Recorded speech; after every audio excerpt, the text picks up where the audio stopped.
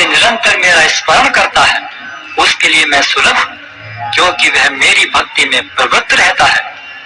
मुझे प्राप्त करके महापुरुष जो भक्ति योगी हैं कभी भी दुखों से पूर्ण इस अनित्य जगत में नहीं लौटते, क्योंकि उन्हें परम सिद्धि प्राप्त हो चुकी होती है। इस जगत में सर्वोच्च लोक से लेकर निम्नतर सारे लोग दुखों के घर हैं, जहाँ जन्म तथा मरण का चक्कर लगा रहता है। किंतु हे कुंती पुत्र, जो मेरे धाम को प्राप्त कर लेता है वह फिर कभी जन्म नहीं लेता। मानवीय गणना के अनुसार 1000 युग मिलकर ब्रह्मा का एक दिन बनता है और इतनी ही बड़ी ब्रह्मा की रात्रि भी होती है।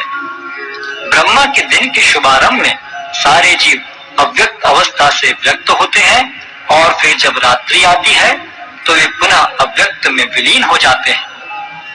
जब जब ब्रह्मा का दिन आता है तो सारे जीव प्रकट होते हैं और ब्रह्मा की रात्रि होते ही असहायवत विलीन हो जाते हैं। इसके अतिरिक्त एक अन्य अव्यक्त प्रकृति है जो शाश्वत है और इस व्यक्त तथा अव्यक्त पदार्थ से परे है। यह परा और कभी नाश न होने वाली है। जब इस संसार का सब कुछ लय हो जाता है तब भी उसका नाश नहीं होता।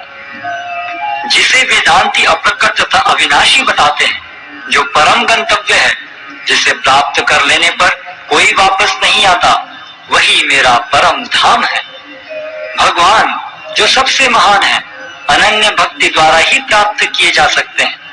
यद्यपि वे अपने धाम में विराजमान रहते हैं तो भी वे सर्वव्यापी हैं और उनमें सब कुछ स्थित है। हे भरत श्रेष्ठ, अब मैं तुम्हें उन विभिन्न कालों को बताऊंगा जिनमें इस संसार से प्रयाण करने के बाद योगी पुनः आता है अथवा नहीं आता। जो पर ब्रह्म के ज्ञाता है वे अग्निदेव के प्रभाव में, प्रकाश में, दिन के शुभ क्षण में, शुक्ल पक्ष में या जब सूर्य उत्तरायण में रहता है, उन 6 मासों में इस संसार से शरीर त्याग करने पर उस पर ब्रह्म को प्राप्त करते हैं।